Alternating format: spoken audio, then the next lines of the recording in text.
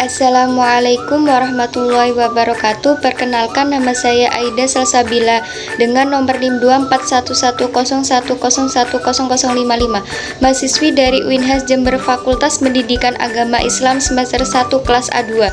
Tujuan saya dalam pembuatan video ini yaitu untuk memenuhi tugas UTS dari mata kuliah Pendidikan Kewarganegaraan dari dosen saya atas nama Bapak Abdul Rozak SHI MPD. Untuk mempersingkat waktu, saya akan membahas 4 materi yang sebelumnya sudah dibahas oleh kelompok 1 sampai 4. Yang pertama yaitu pengertian nasionalisme dan identitas nasional serta implementasi konsep keduanya dalam berbagai perspektif. Yang kedua yaitu pengertian integrasi nasional, faktor penghambat dan pendorong serta implementasi integrasi nasional. Yang ketiga yaitu pengertian konstitusi serta implementasi konstitusi di Indonesia. Dan yang terakhir yaitu pengertian konsep hak dan kewajiban negara, hubungan hak dan kewajiban negara dan warga negara, implementasi hak dan kewajiban negara dan warga negara dalam pendidikan. Materi yang pertama yaitu definisi nasionalisme. Nasionalisme adalah ideologi yang menekankan cinta dan kesetiaan terhadap negara. Ideologi ini mengutarakan kepentingan bangsa di atas kepentingan individu atau kelompok. Seringkali terkait dengan kebanggaan terhadap budaya, sejarah, bahasa, dan tradisi nasional. Yang kedua, definisi identitas nasional. Identitas nasional merupakan suatu ciri yang dimiliki oleh suatu bangsa yang secara filosofis membedakan bangsa tersebut dengan bangsa yang lain. Berdasarkan hakikat pengertiannya, maka identitas nasional adalah suatu bangsa yang tidak dapat dipisahkan dengan jati dirinya atau lebih populer disebut sebagai kepribadian suatu bangsa.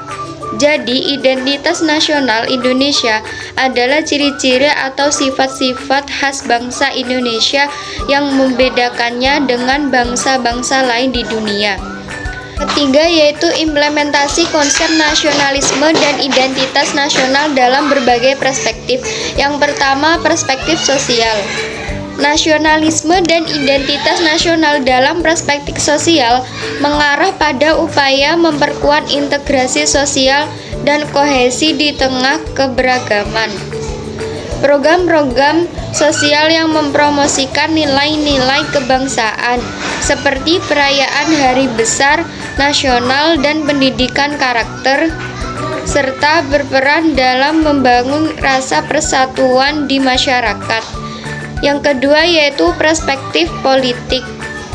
Dalam politik, nasionalisme diterapkan melalui kebijakan-kebijakan yang mendukung persatuan dan kesatuan, termasuk mengembangkan kebijakan luar negeri yang memprioritaskan kepentingan nasional serta promosi simbol-simbol negara dan penggunaan bahasa nasional dalam administrasi pemerintahan. Materi yang kedua yaitu tentang integrasi nasional. Integrasi nasional adalah proses menyatukan berbagai perbedaan dalam masyarakat menjadi satu kesatuan yang utuh. Maka integrasi nasional berarti penyatuan bangsa-bangsa yang berbeda dari suatu masyarakat akan menjadi keseluruhan yang lebih utuh atau memadukan masyarakat-masyarakat kecil menjadi suatu bangsa. Faktor penghambatnya yang pertama yaitu adanya rasa senasib dan seperjuangan yang diakibatkan oleh faktor sejarah. Yang kedua yaitu adanya ideologi nasional yang tercermin dalam simbol negara yaitu Garuda Pancasila dan semboyan Bhinneka Tunggal Ika.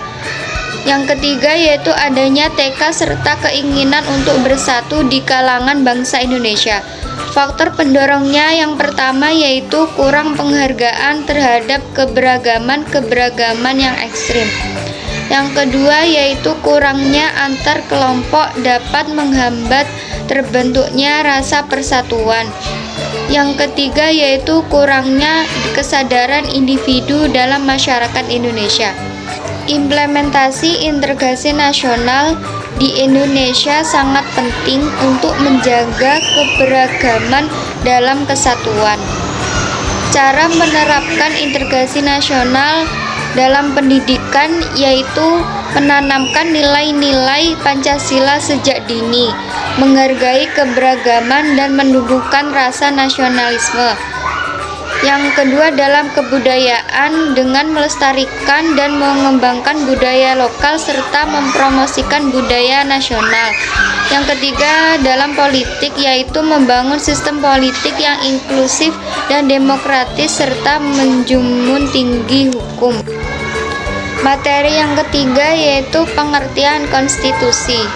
Konstitusi merupakan suatu kumpulan kegiatan yang diselenggarakan oleh dan atas nama rakyat, tetapi yang dikenakan pembatasan yang diharapkan akan menjamin bahwa kekuasaan yang diperlukan untuk tidak disalahgunakan oleh mereka yang mendapat tugas untuk memerintah. Implementasi konstitusi di Indonesia. Yang pertama yaitu sebagai alat pembatas kekuasaan berdasarkan pasal 1 Undang-Undang Dasar 1945. Kekuasaan tertinggi negara berada di tangan rakyat. Contohnya, Presiden mengimbangi DPR dengan ikut serta membahas dan memberikan persetujuan terhadap pembentukan undang-undang. Yang kedua yaitu sebagai penjamin hak asasi manusia. Batang tubuh Undang-Undang Dasar 1945 memuat tentang jaminan terhadap hak-hak dasar manusia dan warga negara. Materi yang keempat yaitu tentang pengertian hak dan kewajiban warga negara. Hak warga negara adalah hal-hal yang harus didapatkan dan diterima oleh warga negara, baik dalam bentuk kewenangan maupun kekuasaan. Hak warga negara harus bisa diperuntukkan bagi terciptanya keadilan, kesejahteraan, kemakmuran, dan kemerdekaan bagi semua orang. Contoh hak warga negara adalah kebebasan beragama, berserikat, berkumpul, dan hak atas status kewarganegaraan. Pengertian kewajiban warga negara. Kewajiban adalah hal-hal yang harus dilakukan oleh warga negara sebagai anggota masyarakat untuk memenuhi tanggung jawab mereka terhadap negara. Contoh kewajiban warga negara adalah membayar pajak, membela tanah air, dan berpartisipasi dalam berbagai hal. Hubungan hak dan kewajiban warga negara. Yang pertama yaitu hak dan warga negara memiliki hubungan yang saling berkaitan, timbal balik, dan tidak dapat dipisahkan. Yang kedua, hak dan kewajiban warga negara merupakan wujud dari hubungan warga negara dengan negara. Yang ketiga yaitu hak dan kewajiban warga negara bersifat timbal balik. Artinya, warga negara memiliki hak dan kewajiban terhadap negara, begitu juga sebaliknya. Implementasi hak dan kewajiban negara serta warga negara dalam sistem pendidikan. Implementasi hak dan kewajiban warga negara dalam pendidikan merupakan pilar utama dalam membangun sumber daya manusia berkualitas di Indonesia. Peningkatan akses yang merata dan pendidikan berkualitas menunjukkan komitmen negara dalam menjamin hak-hak warga negara. Di sisi lain, kewajiban warga negara dalam mendukung pendidikan adalah wujud partisipasi aktif yang sangat diperlukan untuk memastikan keberhasilan sistem pendidikan. Yang pertama, hak warga negara dalam pendidikan, yaitu pendidikan inklusif, akses setara bagi semua termasuk penyandang disabilitas dengan dukungan kebijakan aksesibilitas. Yang kedua, pendidikan sepanjang hayat, kesempatan belajar bagi semua usia mencakup pendidikan informal, vokasional, dan pelatihan khusus. Yang ketiga, pendidikan berbasis teknologi, yaitu akses pendidikan didukung teknologi termasuk pembelajaran daring dan perluasan internet di daerah terpencil. Selanjutnya, kewajiban warga negara dalam pendidikan.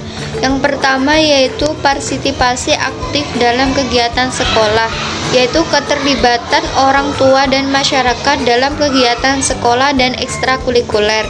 Yang kedua, meningkatkan kesadaran pentingnya pendidikan, yaitu mendorong kesadaran pendidikan terutama di daerah terpencil.